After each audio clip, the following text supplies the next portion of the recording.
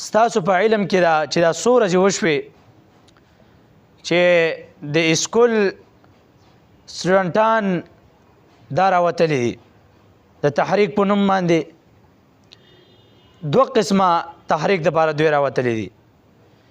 یو خو کومې ماشومې سره چې په هدف کالج کې پنجاب کې هغه نوکر کم ظلم کلی و، یو خو د هغې لپاره راوتلي د هغې لپاره انصاف غواړي. دویم دوی راوتلي دي د یو د بنګلادیش هغه طرز اختیاري.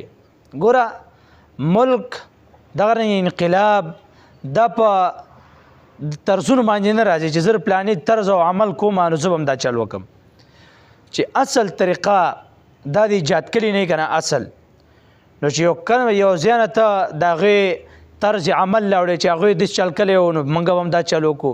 په دې چل باندې نه انقلاب راځي، په دې چل باندې نه ته چاله مظلوم څخه امداد شي کولی، نه په دې چل باندې ظالم نه ته بدل شي اخیستلی.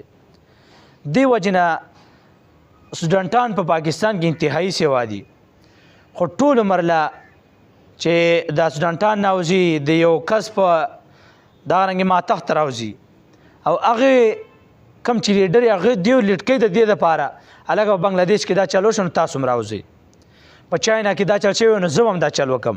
ملک په ترقي وکړي. ملک دا په دې ترقي نه کوي چې تر بل چا طرز عمل اختیار کړي، ته خپل طرز عمل جوړ کا بیا ګوره چې ترقي کوي خو نه کوي.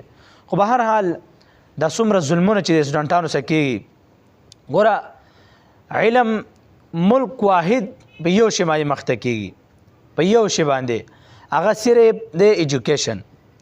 چې کله ستاسو تعلیمي د تعلیم اهم شی د ترقۍ دپاره تعلیم دی، چې کله تعلیمي امني نو ملک پته بیا وایي چې ملک څومره ترقي کوي.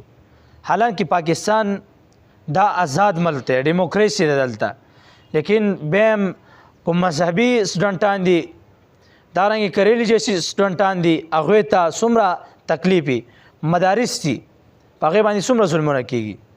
دغه رنګې ورلډ ایجوکیشن اسکول سیسټم دی، کالج دی، یونیورسټي ده، په هغې کې څومره ظلمونه په دې باندې کېږي.